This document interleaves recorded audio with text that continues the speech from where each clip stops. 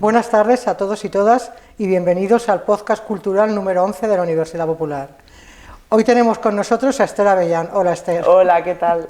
Y gracias por estar aquí, por hacernos un hueco en tu agenda. Bueno, un placer. Ella es nuestra profesora de la Universidad Popular este año del taller El Laboratorio de las Palabras, con la colaboración especial de Mariano Sánchez Soler, también lo tenemos que nombrar, y del que vamos a hablar después bastante, porque ha sido un curso muy exitoso este año y quiero que nos lo expliques, quiero que nos expliques por qué. Bueno, Esther es una mujer muy polifacética. Entonces, yo creo que mejor definirte como una artista multidisciplinar. ¿Te gusta esa definición? Sí, totalmente. Tu actividad principalmente abarca dos campos. Sí. La realización teatral como directora de escena y actriz y luego como escritora. Sí. Entonces vamos a empezar por la realización, porque ahí tienes un campo bastante grande y llevas muchísimo tiempo trabajando en ello. Sí. Entonces vamos a empezar a ver un poco hacer historia y tú me vas explicando cómo ha sido tu paso, nos vas contando cómo ha sido tu paso por todas estas compañías. Vale. A ver, fuiste fundadora de la Asociación Teatral El Mundo de Calíope. Sí. ¿En qué consistía esta asociación teatral? Te cuento. Resulta que nosotros estábamos estudiando artes escénicas con un actor y director también que se llama Dan Rodríguez, de Alicante, y bueno, pues yo iba mi hermana conmigo y otro amigo, Carlos Maluenda, y entonces se nos ocurrió que teníamos que dar un paso más, o sea, no quedarnos en las clases, sino dedicarnos un poquito más. Empezamos a hacer recitales poéticos, charlas, talleres en coles, institutos, o sea, como un poquito empezar a movernos a nivel profesional. Pero claro, está muy complicado el tema profesional en las artes escénicas. Y el primer paso, antes de profesionalizarnos, dijimos, vamos a montar una asociación cultural con la que podamos hacer cosas. Que muchas veces si no estaba, o sea, tú solo no puedes ir a los sitios, tienes que tener una entidad. Claro. Entonces montamos el Mundo de Calíope. Y el Mundo de Calíope, pues eso, lo que más hacíamos era tema de talleres de teatro, animación lectora, hacíamos muchos recitales de poesía, algunas lecturas dramatizadas. Y eso era lo que era el Mundo de Calíope. Y ese fueron vuestros inicios en el teatro. Exactamente. Luego, ¿qué ha pasado? Que con los años pues se fue como apagando esta asociación, que éramos los tres, era como una mini compañía, y ahora mismo los tres estamos dedicados profesionalmente. Yo sigo trabajando mucho con mi hermana, con Carlos ya no trabajo, pero bueno, él también está pues dirigiendo, escribiendo teatro, actuando, o sea que fue un germen muy bonito y muy bueno. Fue un nacimiento, un trampolín. Exactamente. ¿No? Fue un trampolín para los tres. Totalmente. Bueno, luego pasamos. También fuiste miembro de Matuska Project, una compañía dedicada a la creación de espectáculos. Sí. ¿Y cómo fue tu paso por Matuska? El paso por Matuska fue muy interesante y para mí muy enriquecedor, porque fue mi paso profesional. O sea, yo por necesidades me tuve que hacer actriz profesional para poder estar en Matuska. Matuska es una compañía española y checa. ¿Por qué? Porque el creador de Matuska es checo, pero vive en España. Entonces, él tenía una obra de teatro que había escrito que se llamaba Patrick, que realmente es poética, o sea, el texto es poético, y necesitaba a la protagonista que era Dana, y bueno, y buscó también a otro actor que era Patrick. Tuve la suerte de compartir experiencia con un actor que se llama Juan León, que era con mucha experiencia, muy larga, y aprendí muchísimo. ¿Por qué? Porque yo había hecho teatro, pero Matuska es algo más, porque Matuska es música en vivo, además muy punky, es audiovisuales, es teatro físico, no es solamente teatro textual. Entonces yo también tuve que forzar incluso mi formación, empecé a formarme en teatro físico y a experimentar cosas que yo aún no había hecho en escena nunca. Luego también fue un papel muy exigente porque Dana era una mujer que era puro fuego, había mucha sexualidad, ¿no? Era todo muy físico. Y era bastante arriesgada. Y luego también era una obra compleja porque mucha gente venía a verla Y esa relación entre un hombre y una mujer tan fuerte, tan intensa, que chocaban tanto, se iban un poco como diciendo, ¿qué hemos visto aquí? La música muy punky, los audiovisuales porque los audiovisuales, la mayoría, tenía mucha relación porque el autor es de Silesia y había muchas imágenes que eran de las minas de Silesia. Sí, claro, sí. Entonces era todo como muy... Mucho contraste y fuerte. Exacto. Y entonces fue una experiencia muy bonita y yo creo que también a mí me consolidó un poco en el tema profesional. Sí. Bueno, pues vamos a continuar contigo y con el teatro. Después fundas, junto a Begoña Avellán, la compañía Maruja y Martín. Sí. ¿Qué tipo de actividades organizáis con esta compañía? Bueno, Maruja y Martín es teatro familiar, sí, y actividades de animación a la lectura a tope.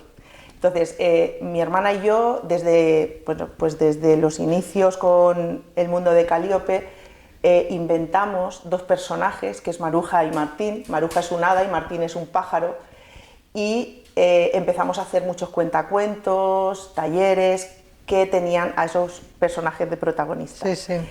Son muy divertidos, no me digas por qué, pero a los niños les encanta. O sea, el pájaro Martín se hacen fans al minuto cero. Y entonces para nosotras ha sido un aprendizaje y lo sigue siendo, porque esos personajes nosotros seguimos funcionando con ellos. Los personajes tienen más de 10 años, a lo tonto creo que 13 o 14 años tendremos casi ya. Maruja y Martín. Y entonces, hemos hecho campañas en coles, con educación, y siempre, nosotras en nuestra creación, siempre intentamos hacer como el personaje tranquilo y el personaje que es una locura. Entonces, el choque entre esos dos personajes queda muy divertido. Y el primer proyecto, creo que importante, que hicimos con Maruja y Martín fue Jugamos con la poesía, que era desmitificar la poesía y acercar a los niños al mundo poético, y de ahí ha derivado a un montón de cosas.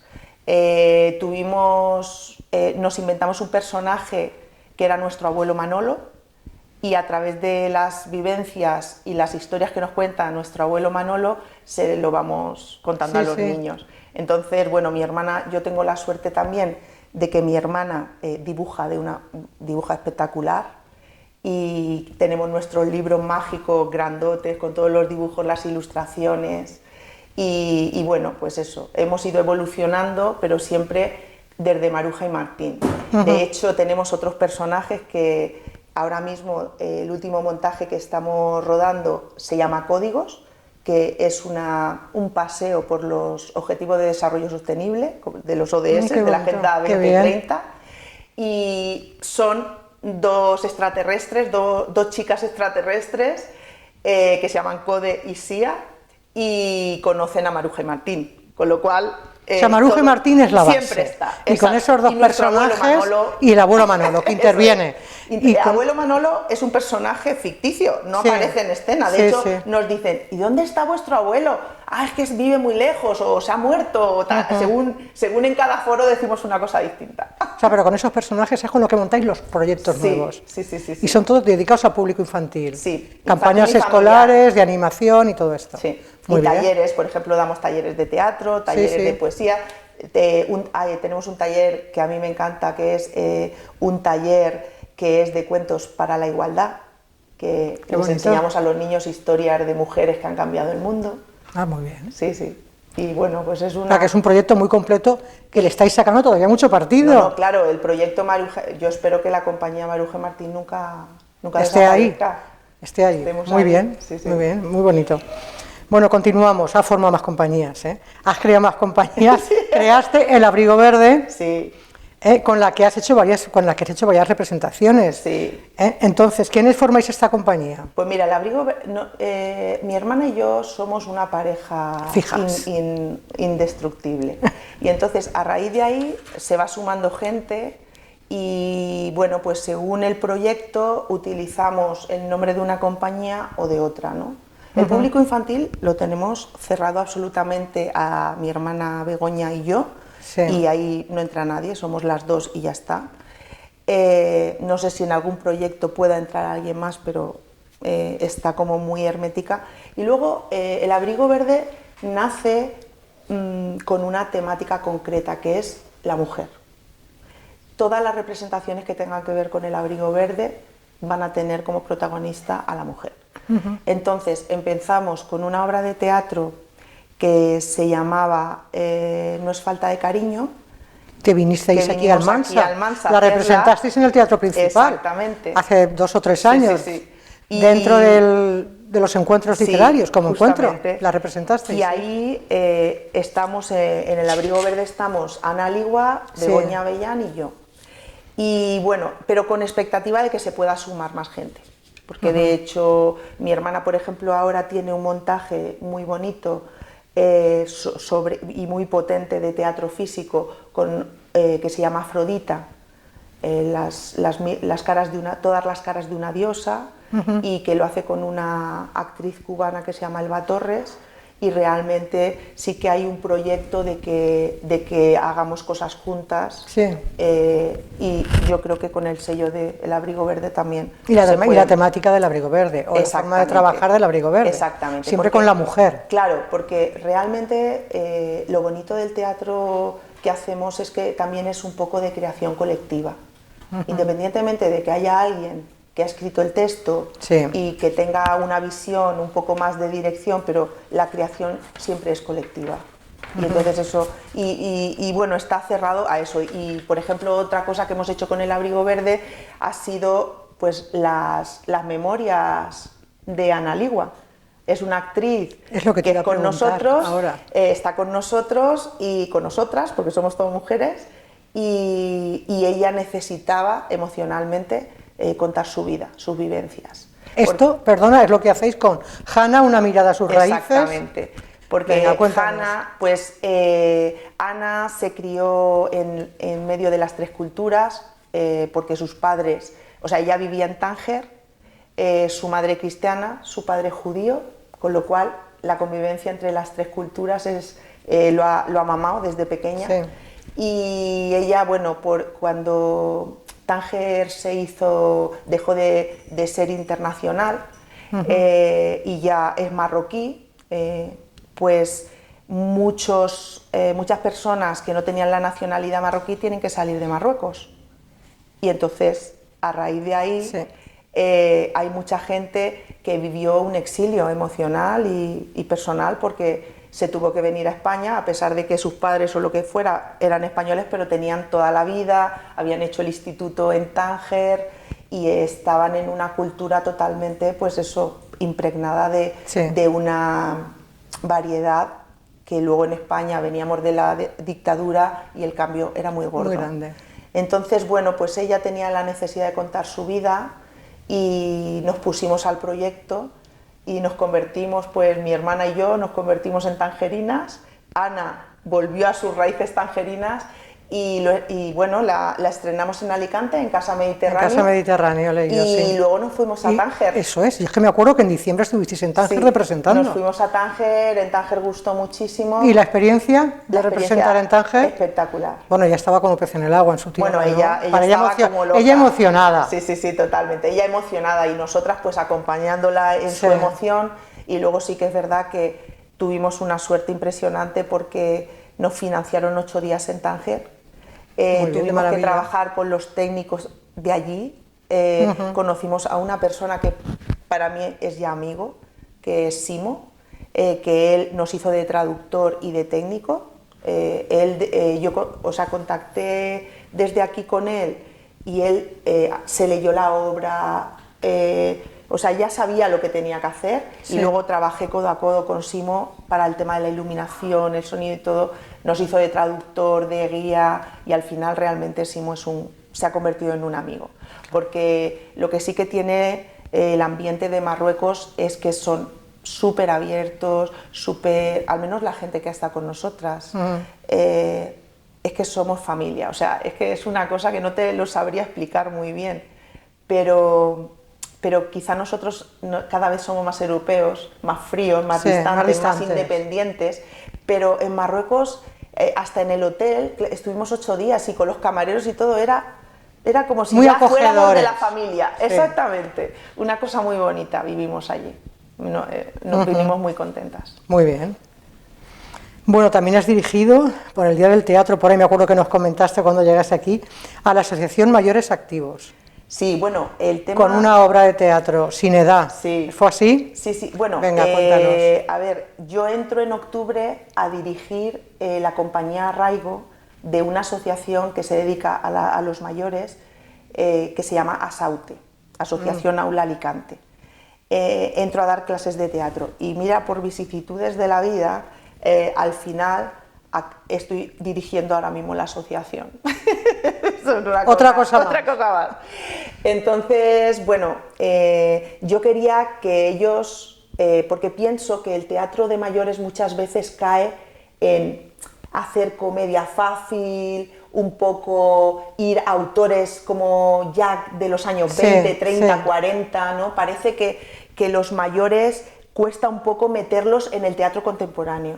Y entonces yo dije, quiero hacer una denuncia social sobre el edadismo, sobre la discriminación por edad, y que los actores hablen de sí mismos, porque realmente ellos están sufriendo la discriminación, claro, y la viven diariamente. Entonces hice una obra de teatro a medida. Yo empecé, en septiembre la acabé, la obra de teatro para 11 actores y actrices. O sea, que la escribiste tú. Sí, sí, la obra es mía. Entonces yo escribí la obra, ya te digo, a medida, pero dije, bueno, ¿cuántos alumnos voy a tener? ¿Cuánta gente voy a dirigir este año? Y dije, pues serán unos 11, 10, 11. Digo, pues voy a hacer la obra para 11 actores y actrices. Pero llegué y eran 13. Y dije, o sea, tengo que añadir dos personajes. Me puse a trabajar el texto, 2 personajes más. Otro más que esa puta. Ay, pues otra vez. Y al final hemos acabado siendo 16. Bueno, pero bien. ¿Y la obra era Sin Edad? La obra se llama Sin Edad porque cada personaje reivindica una parte de discriminación. Sí. Y al final el objetivo es la alegría, vivir de manera activa, saludable, contentos de ser mayores, con la edad que sea. Disfrutando y viviendo intensamente y sin límites. Ser mayores. Claro, entonces hay un grupo de mujeres feministas que van a las manis y están muy cabreadas con todo lo que pasa con la violencia de género. Hay una pareja que ya están como un poco en la costumbre con los nietos, que no pueden vivir su vida porque están viviendo la vida de los nietos, de recogerlos, darles meriendas, llevarlos, traerlos.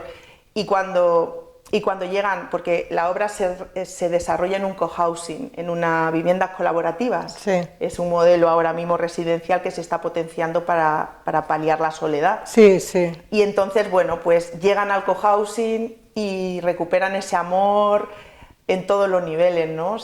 Vuelven a enamorarse. Luego hay otra persona que está, otro hombre que está súper enamorado de una mujer que no le hace ni caso, pero a lo largo de la obra hay feeling.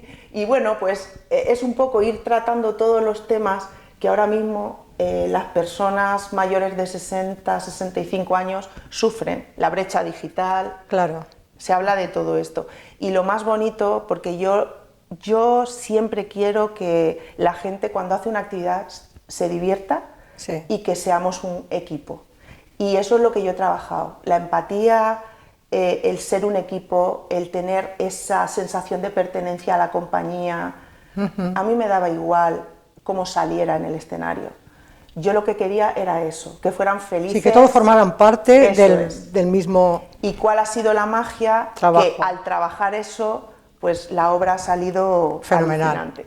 Y luego han pasado mucho con el público, porque el día del estreno la gente que estaba en el público decía, a mí me pasa, ay, si eso es verdad, cuando voy al médico... se veían identificados. Y totalmente estaban identificados con lo que estaba pasando encima del escenario. Muy bien. Y luego ahí también tuve, pues eso, como regidora mi hermana, que siempre he hecho mano de ella, estuvo de regidora, les ayudó muchísimo detrás del escenario, yo estaba en la parte técnica y bueno, pues todo quedó en familia. Y muy bien, muy contentos. Pues nada, genial. ¿Y la experiencia de trabajar con mayores? La experiencia, a mí me gusta mucho, pero trabajar con mayores tiene muchas particularidades, porque claro, hay personas de todo tipo, han pasado muchas experiencias. O sea, no es como trabajar con niños. No, la espontaneidad de un niño. Los mayores llevan mucha experiencia. Exacto, llevan mucha mochila. Llevamos mucha mochila. Claro, cuando llegas a la madurez tienes muchas mochilas ya. Claro. Has vivido muertes, has vivido separaciones y enfermedades, muchas cosas, ¿no? Pérdidas, entonces ya llevas mucho a cuestas. Entonces yo siempre pienso que todas las actividades que van enfocadas a público mayor, el objetivo es que se diviertan, que sean ellos mismos, que esa soledad que a veces te encuentras en casa, te encuentras mal, no sabes qué hacer, pues vamos a hacer teatro, vamos a pasárnoslo bien. Muy bien. Y la verdad que yo estoy contentísima porque sí que cuando entré pues había gente que, ay, me encuentro mal, no sé qué, y no ha habido, o sea, este año no ha faltado nadie a los ensayos y eso es maravilloso. Motivador. Claro. Exacto. Y para mí, para mí muy motivador. Y luego es que al final es lo que te digo, es crear ese sentido de pertenencia y de que somos algo juntos. Que todo va a salir porque están todos ahí. Exacto. Porque todos somos un equipo. Ese vínculo, claro. Eso es. Muy bien. Y como luego hablaremos del curso, también es el mismo enfoque. Ah, pues venga, luego hablaremos del curso, ¿eh? Sí, claro. Bueno, de teatro tenía hasta aquí. No sé si me he dejado más dentro de tu profesionalidad del teatro, que no has parado desde que empezaste, no sé si hay más que me dejan el tintero. Dinos. Bueno, el tintero te has dejado... muchísimo. No, que va. El Petit Cel, que también estuvimos aquí en Almansa, que también estamos, mi hermana, Nelo Chiuminato y yo. El recital, llorar diciendo, también con unos encuentros literarios. Sí. Después del Abrigo Verde, el año siguiente estuvisteis aquí, en la Sala Roja de aquí de Casa de Cultura. Justo, que hicimos un proyecto... Llorar diciendo mi nombre. Que con el Petit Cel también toda la creación es multidisciplinar. Metemos audiovisuales, música en directo, teatro, textual, físico, hay de todo. Entonces es un poco, trabajamos mucho la performance. Sí, lo vi. Entonces es un poco una fusión de muchas cosas. Y bueno, pues ahí estamos luchando y luego pues siempre eso. Yo creo que lo fundamental es la unión que tenemos mi hermana y yo, que somos como la piedra angular de todos los proyectos creativos que tenemos, y luego de ahí pues vamos como irradiando hacia otros, pues creando colectividad con otra gente, ¿no? Y al final pues... Vosotros sois el núcleo y luego vais, depende del proyecto que sea, con el público que trabajáis, lo que queréis desarrollar, pues ya vais creando, porque tenéis muchas cosas, muchos frentes abiertos, como si dijéramos, ¿no? Es que, para trabajar. De todas maneras, el teatro es muy complicado y a nivel profesional mucho más. Entonces, yo creo que el truco para poder sobrevivir en el mundo artístico es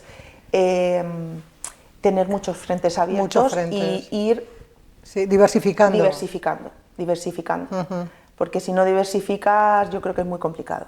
Claro. A lo mejor viene otra persona y te dice, no, yo prefiero centrarme en una compañía y potenciar, pero yo creo que se puede potenciar todo el tema. Porque vosotros trabajáis con todas las edades, desde público infantil y animación, hasta mayores. Dinamizar al público infantil y animación a lectura hasta senior. Total. Compañía de teatro, dirigir, actriz, hasta vosotras como actrices, en poetas, en todo, trabajáis todo en teatro. El secreto también está en que nosotras no hacemos obras de otra gente, escribimos nuestras obras. Pues son vuestros proyectos. Claro, pero escribimos las obras de teatro y eso creo que es fundamental porque das tu discurso, hablar de ti misma, de lo que te preocupa, de tus temas, de lo que quieres proyectar, de lo que quieres compartir, y entonces eso... Es genial, es una puerta claro que sí. Emocionante. Muy bien. Bueno, pues vamos a dejar tu parte de teatro. Yo creo que es muy amplia, muy vivida, muchos proyectos que a lo mejor has dejado atrás, como el de Matiuska y los inicios que fueron un gran trampolín. Sí, totalmente. Fue lo que os lanzó, pero luego has pasado por más compañías, las que sigues abiertas, que están ahí, depende de los montajes, como nos has dicho, o sea que tienes un amplio abanico ahí de trabajo. Bueno, ahora vamos a pasar a tu faceta escritora. Vale, entonces pasamos a ti como escritora, como poeta. He recogido aquí que tienes varios poemarios publicados. Recordando lo que fui, En la alcoba de Venus, Llantos entre caricias, Amor encadenado, Alianzas con el aire, Cuarto sin ascensor, Pasado en la boca... Y ya está. Y luego tienes una antología, bueno, Poetas en sí. el Puente de los Espejos, que pero es una eso antología, ensayo. un ensayo. Sí. Y luego tengo aquí último, no sé de qué apuntes me saca esto, Mujeres de Tierra, ¿es Sí, posible? eso es poemario. Poemario. Bueno, pues dinos, de todos estos poemarios, ¿cómo es tu poesía, Esther? Bueno, yo aterrizo en la poesía ya adulta, pues te diría con 40 años, creo que tenía 40 años cuando publiqué el primer libro, 41, como una manera sanadora, realmente. Porque yo llevaba mucho dentro, emocionalmente pasé una temporada muy compleja y fue como salir, o sea, sacarlo todo, ¿no? Sí. Mi primer poemario yo pertenecía a una asociación que se llama Mistium, que ya no existe, que tenía su sede en Valencia, que era también Mistium Artistas Multidisciplinares, o sea, ahí había de todo. Y bueno, empecé, pues ya te digo, necesitaba renovarme, ¿no? Hay veces, yo digo que tenemos muchas vidas en esta vida y que hay veces que sufrimos muertes para convertirnos en otra cosa. Entonces yo le llamo muertes sucesivas, ¿no? Entonces es como yo ahora soy algo, de repente necesito cambiar de dirección porque lo necesito internamente y redirijo mi vida hacia otro lugar, ¿no? Entonces aquí era un poco eso, yo tuve un cambio muy bestia a nivel personal y emocional y necesitaba sacar lo que llevaba dentro, toda la parte artística, porque yo no me estaba dedicando al arte, estaba, pues eso, yo siempre he trabajado en el mundo empresarial, entonces necesitaba sacar todo este rollo artístico que llevo dentro. Y me autopubliqué un libro a través de Mistium, de la asociación, publiqué mi primer libro Recordando lo que fui, que justamente hace mención a esto, recordando lo que fui. Ya no soy lo que creéis que soy. Ya, es una rebelión sobre lo que creéis que soy. O sea que tus poemarios, estos que yo acabo de leer, sí que notas una evolución. Sí, hay una gran evolución ahora, porque están los primeros poemarios, que es Recordando lo que fui, en la alcoba de Venus, y Llorar diciendo mi nombre, que creo que es un punto ya de inflexión, donde yo en Llorar diciendo mi nombre hice una colaboración con un fotógrafo, porque a mí me encantan las colaboraciones artísticas. Luego hice un poemario a 4 manos con un poeta que se llama Octavio Jover, y todo esto era a través de la asociación Mistium. Yo todavía no me había lanzado a ver si una editorial me publica. Es que ni me lo planteaba, sinceramente. A través de la asociación nos hacíamos una autoedición, luego promocionabas tú misma el libro, y yo no me planteaba ni siquiera presentar mis poemas a una editorial, ni más ni menos. Pero bueno, fue pasando el tiempo, gané el premio de poesía de Aspe, con Alianzas con el Aire también, y como que la vida ya me estaba pidiendo un pasito más. Otro cambio. Otro cambio. Otra vuelta de tuerca. Exactamente. Eso es. Y entonces, bueno, pues escribí bueno, me cambié de ciudad, viví en otro lugar, de casa, de todo. Y entonces una editorial que era Lunara Poesía tenía una colección, mira, es este libro. Es un tipo plaquet, realmente no llega a ser un poemario. Ese es el de Cuarto sin ascensor. Claro.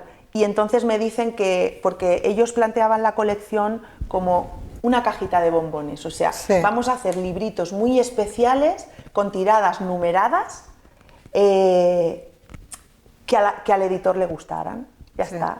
Entonces yo le presento Cuarto sin ascensor, que yo es que vivo en un cuarto sin ascensor, de hecho la foto de portada es la escalera de mi edificio, y escribí este poemario que fue mi encuentro con el amor. Poemario de amor. Es un poemario de amor, un poco urbano. Mi poesía no es un amor normal, es un amor distinto, ¿no? O sea, más espiritual, más desde dentro. No son los poemas de amor clásicos, no es esa poesía amorosa clásica, sino desde otros puntos, más existencialistas, como si dijéramos. Y entonces, pues escribí este poemario que se lo dediqué a Mariano Sánchez Soler, que fue justamente cuando fuimos pareja, Sí, empezamos a vivir juntos, sí. y entonces descubrí que en un cuarto sin ascensor pues puede haber un paraíso. Muy bien. Bueno, pues nos Este puedes fue. leer un poema A ver. de ese libro. Sí. Mira, te voy a leer uno Si que le quieres, gustaba el que tú mucho quieras. a una amiga. El que tú quieras. Dice: la cocina despierta nuestra complicidad, nos acoge con especial afecto, hablamos mirándonos a los ojos entre platos y sartenes, moldeamos el adjetivo inusual, la imagen perfecta, el poder del lenguaje, y un beso se escapa sobre la mesa. La pausa de 2 copas de vino silencia la rutina, el reloj nos mira impaciente, quiere dominar nuestro espacio, pero estamos en el lugar donde nacen todas las verdades, donde esta atracción infinita toma las riendas del destino, donde acaban todas las calles. Estamos en el epicentro del terremoto. Muy bonito. Muy bonito. Pues eso, es lenguaje más... O sea, yo creo que es lenguaje cotidiano, jugar Sí, con sí, las sí, imágenes, pero bueno que sí. Cotidiano, de pero la claro, casa, muy significativo, de las ventanas, con la calle, lo la normal, ciudad. lo habitual, Eso es. lo que vivimos a diario. Sí. Pasa que dándole forma poética, dándole Eso mucha es. forma poética, muy bonito. Entonces, bueno, aparece esta plaqueta de Lunar a Poesía, y yo ya como que el tema de autoeditarme ya se había pasado, ¿no? Sí. Y digo, bueno, yo escribo, pero sin una necesidad de publicar, o sea, tomándomelo con mucha tranquilidad.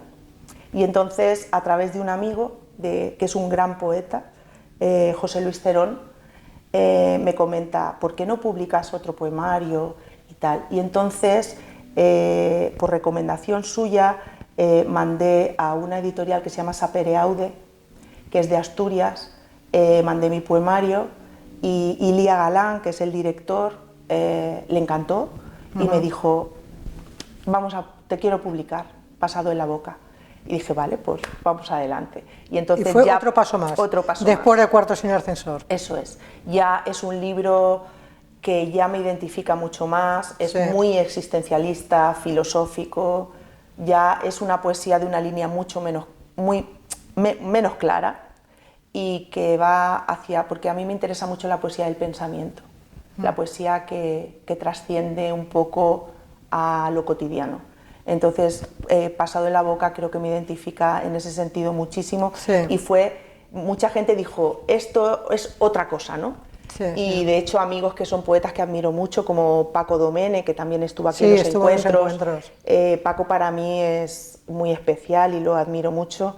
Y recibí muy buenos comentarios, y Paco me dijo: Esther, por ahí vas. Y yo le he hecho caso y por ahí. Y por ahí. Ahora sigues por ahí. Sí, o sea que sigo toda por tu esa evolución en todos tus poemarios se ve reflejada. Sí, sí. De Toda hecho, tu vida, desde que tú quisiste sacar todo lo que llevas eso dentro. es. Desde una poesía que nace como Sí. terapéutica hasta Sí. ahora mismo una poesía que ya es literaria y que ya tiene otros objetivos. Pues muy bien. Y Mujeres de Tierra, pues es Eso es lo último, ¿no? una plaqueta. No, ¿Qué has hecho? Mujeres de Tierra es que es un proyecto. Yo es que me meto mucho en líos. Y Ya, entonces, ya, lo estamos viendo, ¿eh? Resulta que Mujeres de Tierra nace... tengo un proyecto que se llama Rutas Binarias, con un poeta que también estuvo aquí, que es Pedro Serrano. Sí. Y nosotros queríamos... Este año, este sí, curso. Justo. Decidimos hacer unas plaquettes que fueran cosas que nos gustan mucho. Sí. Y bueno, pues Pedro, yo había publicado solamente en digital para apoyar un proyecto de edición digital que es Editora BGR. Estuve apoyando ese proyecto y entonces me publicaron Mujeres de Tierra en digital. Sí. Pero luego este amigo Pedro me dijo: tengo una sorpresa para ti. Y entonces un día en Navidad pues me trajo esta plaqueta. Y era una sorpresa, pero tenía sorpresa. Sí, y era, llevaba vamos algo a hacer escondido. un proyecto Justo. como estas plaquetas. Mira lo que te he vamos a traído hacer- y ahora verás. ¿Te gusta? Pues vamos a ayudar a otros poetas a que saquen cosas. Muy y bien. entonces empezamos Rutas Binarias.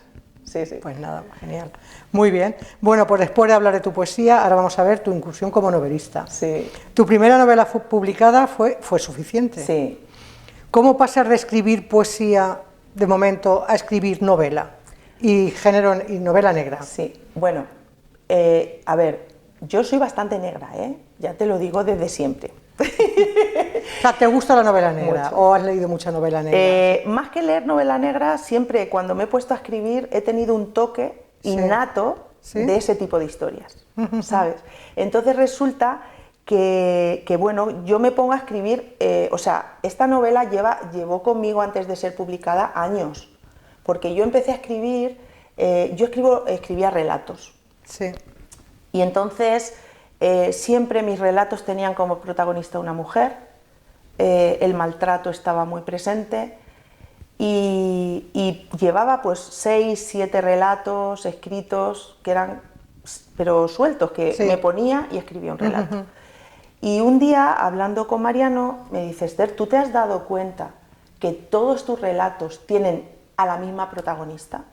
¿Siempre ponéis a la misma protagonista? Bueno, yo ponía una mujer, yo no me daba cuenta que era la misma mujer. O sea, que era cada capítulos de un mismo libro. Casi. Para formar una novela. Eran historias. Sí, sí. Y entonces yo dije, ostras, pues no me había dado cuenta que es la misma mujer, porque yo tengo una costumbre que es que yo nunca le doy nombre a mi protagonista. Mi protagonista no tiene nombre. No tiene nombre, está porque es cualquier mujer. No quiero ponerle un nombre, porque los nombres nos definen de alguna manera. Entonces yo a mis protagonistas no les pongo nombre. En teatro tampoco, cuidado, tampoco.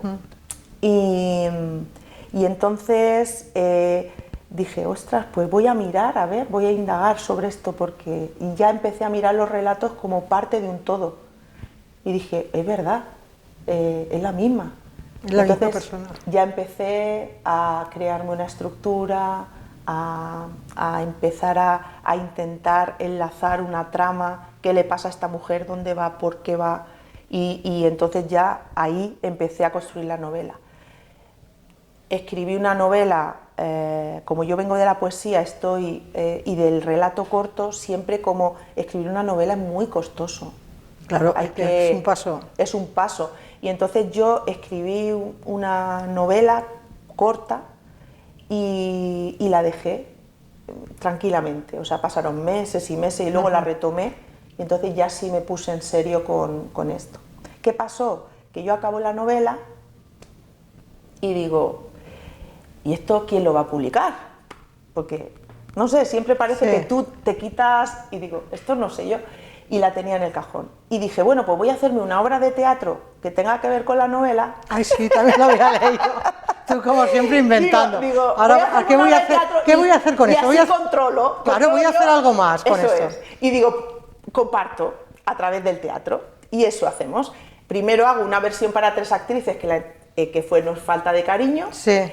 Pero después la adapté a... Bueno, eso vino después. Entonces, ¿qué pasó? Yo hice la obra, gustó mucho, tal... Y me acuerdo que un verano estaba, pues eso, en el verano de 2022, estaba en casa mirando un poquito el mar y digo, ¿y si lo mando a un concurso o algo? Moverla, hacer algo. Claro. Y entonces en el ordenador entro y me sale el anuncio de un certamen internacional que hacían en Chile, en Valparaíso, ¿no? Que se llama Puerto Negro. Y entonces yo digo, voy a mandarlo. Allá que la envíe. Y entonces cuando me pongo a las bases veo que hacía falta poner el número de pasaporte. Y digo, ¿tengo pasaporte? ¿Está al día? ¿Lo tengo por renovar? Y entonces me fui al pasaporte, estaba vigente. Dije, pues me voy a... Y entonces me presenté. ¿Cuál fue la sorpresa? De que, bueno, se queda finalista en Puerto Negro, pero la editorial Real Noir, que la dirige Carlos Salem, pues me dijo que quería la novela, que aunque no hubiera ganado el certamen de Puerto Negro y se hubiera quedado finalista, pero que quería publicarla. Porque la colección donde yo estoy, en Real Noir, es una colección muy negra, pero además yo creo que Carlos publica lo que a él le gusta también y entonces tiene mucha personalidad, poco thriller, más bien negro. Negro. Sí. O sea, lo que se llama negro, novela negra. Sí. Y entonces, bueno, pues me encontré que tuve la oportunidad a través de Carlos de publicar esta novela en una colección donde hay autores que me gustan mucho y que admiro. Entonces está José Luis Muñoz, está Amir Valle, o sea, hay autores de novela negra que son bastante potentes, ¿no? Y yo pues ahí con mi primera novela Muy bien. me encuentro con esta colección que fue maravilloso poderla publicar. Muy bien, y lo que he leído de esta novela es el maltrato en distintas facetas de la vida de la mujer, ¿no? Bueno, tu protagonista. A ver, mi protagonista es una mujer maltratada, Sí. que decide y violentada, porque no es solo, o sea, físicamente y psicológicamente muy violentada, que decide irse a un pueblito pequeño para escapar de su pasado y a ver si ahí puede renovar, o sea, puede empezar su vida de una manera más tranquila. Y cuando llega al pueblito, pues se da cuenta que es un nido de ratas, igual que cualquier otra ciudad, y que la vida no le ha mejorado nada. Al contrario, le siguen pasando cosas, sigue siendo violentada, sigue siendo maltratada. Entonces, bueno, le hace un clic el coco y se vuelve una justiciera. Ya, pasa. Eso es lo que he leído, que pasa de víctima a verdugo. ¿Se puede ser víctima y verdugo? Yo creo que sí. Esa es la dualidad, ¿no? Sí. Yo creo que es un discurso que es muy interesante. ¿Qué le tiene que pasar a una víctima para convertirse en verdugo? ¿Hasta dónde la vida puede apretarnos las tuercas para pasar al otro, a lo ilegal, ¿no? Sí, sí. También, bueno, le pasan cosas porque conoce se hace amiga de un chico que tiene que ver mucho con las armas, que le enseña a disparar, que ella viene también de un mundo de las artes marciales. Se parece mucho a mí el personaje. Eso te iba a decir. ¿Qué parte tiene autobiográfico y qué parte de ficción? Porque tiene parte autobiográfica y parte de ficción, o por yo lo menos... no le llamaría autobiográfico. Bueno, no autobiográfico, pero sí lo has basado en, a lo mejor, como tú acabas de decir, en experiencias tuyas. Sí, yo pensé, bueno, ¿qué mujer, qué personaje puedo crear que yo la sienta cercana? Sí. Y sobre todo, que lo que yo buscaba en el libro es que cuando tú leas el libro te sientas empática con el personaje. No pienses que es una asesina, a pesar de que es una psicópata, pero que algunos momentos la veas como una mujer dulce, sensible, y que muchas veces digas, ay, pero que lo mate ya, o menos mal que lo ha matado, ¿sabes? Porque se lo merecía, ¿no? Sí, exactamente, como que se lo pase diciendo, venga, ya, que está que bien. te pongas de parte, que tú te sorprendas, que empatices leyendo, con ella, que leyendo te sorprendas en la parte del verdugo. Sí. Esa era la idea.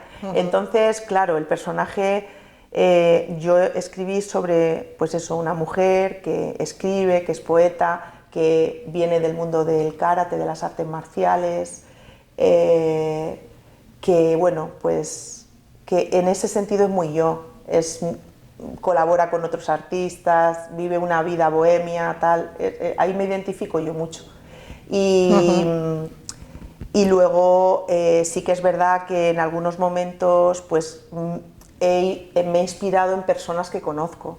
Por ejemplo, hay una anciana que se llama Paca, que está totalmente en mi suegra, que ya murió, pero era una mujer que no salía de casa, que bueno, pero no le pasaba nada, pero no salía de casa. Sí. Ya decidió no salir de casa, ¿no? Pues eso es, entonces, por ejemplo, en ella me inspiro. Hay algunas anécdotas que tienen que ver con mi abuela, que también era muy emocional. O sea, jugar un poco con la dureza. Es una novela, ya es dura, ¿eh? Es una novela cruda, que dice la verdad con todas sus letras. Que no he intentado suavizar, por ejemplo, la violación, pues es una violación y punto. Y no hay que suavizarla, porque es así de grave. Tal cual. Pero luego también tiene esa parte dulce que el personaje tiene, sí, más tierno, más... y que te hace identificar que es un personaje que es una víctima, realmente, sí. Ni más ni menos. Muy bien. ¿Y tus referentes como novela negra? ¿Tú has leído mucha novela negra o qué referentes? Pues mis referentes son muy heavies, porque uno de mis autores favorito es Jim Thompson. De hecho, le hago un homenaje en la novela, porque cuando leí 1280 almas dije, ¿cómo se puede escribir esto, no? y luego Monchet, todos los franceses del neopolar, o sea, el neopolar francés me encanta. Y entonces Monchet también. Monchet tiene una novela que es muy cortita que se llama Fatal, que es justamente de una femme fatale, que me impactó muchísimo. Había escenas espectaculares donde se veía la violencia muy, no sé, es muy fuerte, ¿no? Monchet. Y también, por ejemplo, otra novela que me encanta de Monchet es Vuelta al redil, y que un poco es todo mi discurso, ¿no? Que a veces es un círculo la vida, a veces me gusta mucho en la narrativa lo circular, que es como empezamos en un lugar, nos empiezan a pasar unas cosas que están fuera de nuestro control y cuando volvemos al mismo lugar ya no somos los mismos, pero estamos en el mismo sitio.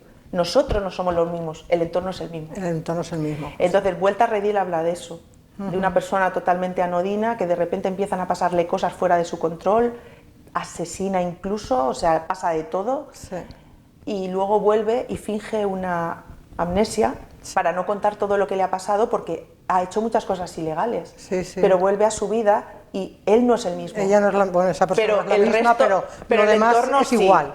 Entonces, sigue siendo un igual. poco en este rollo y me gusta mucho. Y luego, pues yo qué sé, es que todo lo que me gusta a mí es un poco así, me gusta la novela fuerte, clara y directa. Dura.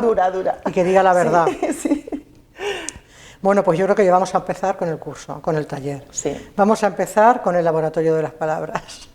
Este año has comenzado a impartir este curso aquí, que anteriormente se había llamado escritura creativa. Sí, que lo daba Antonio. Lo daba Antonio Soler, ha estado haciéndose durante muchos años y este año pues, por circunstancias has comenzado tú a hacerlo y con la colaboración, como hemos dicho, de Mariana Sánchez, y este curso ha tenido muchísimo éxito. Ya se le cambió el nombre, para empezar se le cambió el nombre, se puso el Laboratorio de las Palabras y salió en el programa nuestro como curso nuevo, pero bueno, es que ha tenido un exitazo. Bueno, es que era un curso nuevo realmente. Era un curso nuevo, pero es que a los participantes y las participantes los tienes encantados. O sea, la gente no se pierde el curso. ¿Qué has hecho para engancharlos? ¿A qué se debe ese éxito?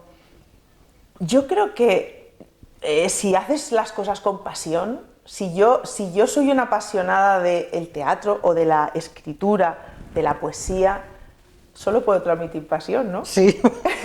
Entonces, a ver, yo planteé un curso que tenía mucho que ver con la multidisciplinaridad.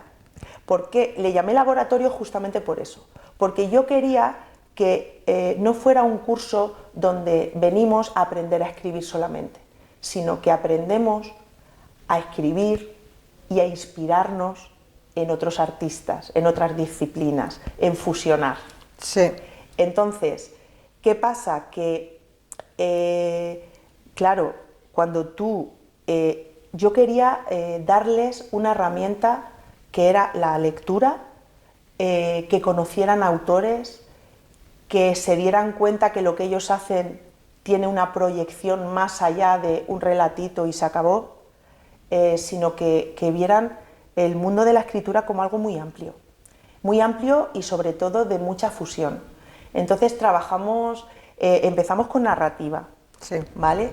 Pero trabajamos mucha técnica, pero siempre con ejemplos, con libros. Yo siempre me traigo 40.000 libros a la clase, o sea, es como mirar lo que hace Cortázar, mirar lo que hace Silvina Docampo, mirar lo que hace Hemingway. Y entonces de repente decir, ostras, qué guay, ¿no? Me encantaría escribir así. Entonces hemos jugado un poco a eso, ¿no? Y luego yo he tenido mucha suerte también con el alumnado porque son pero serán mujeres y hombres tan diferentes que ha dado la posibilidad de que vivamos experiencias en el propio grupo muy interesantes. Hay gente que ya tiene un nivel y otra gente que venía un poco a estrenarse. Eso te iba a preguntar. Y esa fusión es muy bonita. ¿Tú crees que este curso es el indicado para una persona que quiere iniciarse en la escritura? A ver... ¿O ya tienes que tener experiencia y bagaje de haber escrito para asistir? En el curso, de hecho, hay gente que se ha iniciado en la escritura, no tiene experiencia en la escritura. Tienes que tener ganas de escribir. Ganas e ilusión. y abrirte a las propuestas. Entonces, si tú te tomas la escritura muy en serio, pero entiendes que estás jugando, es algo muy divertido. Sí. Porque no hay presión de escribir bien o escribir mal. Escribes bajo tu personalidad y en base a tu personalidad vamos a trabajar tus textos para corregir cosas técnicas, pero sin perder tu personalidad. Claro, pero tú le das herramientas, Eso porque es. escribir se aprende. Claro. Pero eso es una cosa, es una actividad muy solitaria. Pero son herramientas que no van a que escriban como yo quiero que escriban, sino que pulan su propia voz, su y propio propio estilo. Entonces, me da igual que en clase haya gente que quiera escribir de manera autobiográfica, de su familia, de sus experiencias personales, reflexiones que no son relatos. Sí. Me da igual, porque lo que estamos aprendiendo en el taller es a escribir bien lo que nosotros queremos compartir. Pues entonces creo que ahí radica el éxito. Eso es. ¿Verdad que sí? Yo creo que ahí está, que no es un curso Porque que te no diga, han ido todos ahora en la vamos a misma escribir línea. relatos de no sé qué tiene que hacer. Exactamente. Ahora vamos a hacer este ejercicio, que esto es para Hay que muchos activáis tal. ejercicios, Sí, pero siempre en esa muy línea. abiertos. Eso te O iba a sea, decir. yo lo que he intentado es, yo siempre le llamo juegos. O sea, yo he planteado han escrito muchísimo, pero muchísimo. Pero siempre es, por ejemplo, vamos a hacer un relato que solo sea diálogo. Por ejemplo, Sí. porque primero hemos dado la teoría del diálogo y después ponemos en práctica que vamos a escribir el diálogo. Por ejemplo, la verosimilitud. La literatura, por muy mentira que sea, tiene que parecerle al lector que es verdad. Porque aunque tú leas ciencia ficción, tú quieres Claro. que sea verdad. Ahora la literatura es ficción. Es ficción, pero Tú te la tienes que creer, claro. Es lo que llamamos verosimilitud. Sí, Entonces, sí. por ejemplo, uno de los ejercicios del curso fue justamente inventarse una excusa que fuera creíble. Entonces, todos escribimos una mentira, pero tenía que ser creíble. Y, por ejemplo, el ejercicio, me acuerdo, fue el primero creo que hicimos, que era que la profesora del curso llega tarde al curso, pero tiene que meter una excusa a la coordinadora Sí. para que se la crea, pues si no le va a pegar la bronca. Y entonces todos escribieron su excusa. O sea, he venido, el coche se me ha aquello estropeado, resultó no me creíble. arranca. Claro, entonces ya ese tipo de ejercicios, ¿no? Sí. Y hemos tocado muchas cosas. Hemos trabajado narrativa, la poesía que hemos tocado ha sido totalmente poesía experimental, no hemos hecho poesía clásica, todo experimental. Bueno, también es lo que te gusta. Sí. Uno cuando vende lo que le gusta lo hace muy Sí, bien. sí, sí. Y normalmente hace que enamora. Sí, ¿eh? sí, sí, Si sí. tú haces algo que a ti te gusta mucho, Sí. lo sabes vender, lo sabes Claro. dar y lo sabes impartir, entonces Claro. lo transmites. Sí. Eso también ha sido el éxito. Sí, la verdad que, bueno, es que lo hemos pasado muy bien porque es lo que te digo, es que me ha enriquecido tanto leer todo lo que han ido trabajando, porque, por ejemplo, pues hay alumnas que te hacen una prosa poética profundísima, pero a lo mejor falla que no hay puntos, que no hay párrafos, pero este taller es que esas reflexiones profundas, yo no he obligado a que hiciera ningún ejercicio, son propuestas que yo hago al final de la clase, si tú quieres la haces, si no la quieres no la haces, Sí. ¿entiendes? Pero todas las han hecho, de hecho vais a ver una muestra de lo que hemos Claro, hecho bueno, la ahora al publicaréis final. en la actividad final de Eso curso, es. el cuadernillo Y vais a- de escritura, vais a donde ver está un cosas. poco los ejercicios que habéis hecho, Claro. relatos o párrafos o textos Eso es. que han escrito cada uno de ellos. Sí, y dentro del curso hemos hecho una actividad colectiva que para mí ha sido, yo creo que la más interesante, o casi la más interesante, que es que cogimos un cuadro de Jan Eyck, que es muy famoso, que se llama El matrimonio Arnolfini, Sí. y yo hice un comienzo y dos posibilidades Dos de líneas. trama, dos líneas de trama. Entonces, cada día se lo llevaba alguien del taller, se lo llevaban dos personas del taller, ¿no? Entonces, yo hice el principio y luego había una opción A y una opción B. Entonces, en el taller era, tú te llevas la opción A y tú te llevas la opción Y B. continuaban Y entonces cada uno esa continuaban opción. las tramas. Entonces, al día siguiente, la persona que cogía solo se llevaba el relato anterior al de él, no toda Sí. la historia. Ya. Era como un cadáver exquisito, ¿no? Y entonces seguíamos. Y entonces creamos, desde un principio común, dos tramas. y el truco final y responsabilidad de Mariano y mía era que acabara otra vez en común. Sí. Las dos tramas tienen un principio y un final comunes, pero son dos tramas. Entonces, cuando la gente lo lea, va a poder leer una historia o otra, una opción A. ¿Y salieron al final dos historias muy distintas? Sí, salió una que era súper romántica, sexo, ligoteo, claro, eso depende de quién lo escriba. Y la otra negra. Totalmente negra. Dos líneas distintas. Sí, dos líneas muy diferentes. Claro, para escribir hay que contar algo y luego contarlo bien. Bueno, claro. Lo contaron bien. Pero es que lo increíble, porque cuando nosotros, o sea, cuando pensamos este proyecto, dijimos, bueno, no os preocupéis, porque si no sale, Mariano y yo vamos escribiendo pies forzados para que vaya tomando coherencia la historia. ¿Y cuál ha sido la sorpresa? No nuestra, sino de ellos también, que es que no ha habido que hacer ni un pie forzado. O sea, ha fluido, las dos historias han fluido solas hasta el final. Y no hemos, para nada, no hemos tenido ni que hacer pies forzados. O sea, ha sido una suma de relatos que eran absolutamente coherentes por sí mismos. Y al final los cerrasteis con las dos historias. Sí, porque una de las cosas que hemos trabajado en el taller son las historias circulares. Lo que comentábamos antes. Sí, empiezo y acabo en el mismo punto. Y entonces hemos hecho, ya para rizar el rizo, una historia circular. Empieza en la habitación del personaje y acaba en la habitación del personaje. Por una línea u otra, romántica, negra, por donde leas, va a acabar acaba ahí. en el mismo lugar. Muy bien, pues no sé qué más te quería preguntar de este taller de tanto éxito que estás impartiendo. Es la escritura creativa, por ejemplo, eso no tiene ni normas ni esquemas, ¿no? A ver, yo creo que... Predefinidos, que no es como un lenguaje periodístico que tiene no es tan rígido. A ver, nosotros es original e imaginación. A ver, o sea, todas las formas de la escritura creativa. El laboratorio trata todas las formas de la escritura creativa. ¿Qué quiere decir? Que nosotros vamos a hablar de narrativa y vamos a hablar de las normas de la narrativa. Vamos a hablar de la poesía y vamos a hablar de las normas de la poesía. Este mes hemos estado trabajando haiku y hemos hablado del haiku desde la línea más purista, porque hay muchos tipos de haiku. Quiero decir, está toda la parte occidentalizada del haiku, pero nosotros hemos tratado en el taller el japonés, el haiku japonés más puro, y hemos hablado de los maestros del haiku, Buson, Baso, Issa. Y lo que yo quería era transmitirles justamente que sí que hay unas normas, que no tenemos, porque o sea, nosotros tenemos que conocer las fuentes y las normas para luego romperlas. O sea, escribir no es arbitrario. O sea, tú cuando escribes te estás enfrentando a algo muy serio, y tienes que amar la escritura, y amar la escritura es respetar la escritura. Entonces yo creo que lo que hemos trabajado en el taller es el respeto a la escritura. Creo que es muy interesante y muy importante. Luego eso, pues ha habido de todo. Hicimos un cadáver exquisito, estuvimos hablando de dadaísmo, del surrealismo, de un montón de cosas, pero siempre a nivel práctico. ¿Y tú crees que la escritura tiene modas? ¿O depende del contexto, de la época, es una cosa u otra? Yo creo que como todo, hay una industria. Bueno, claro, eso está ahí.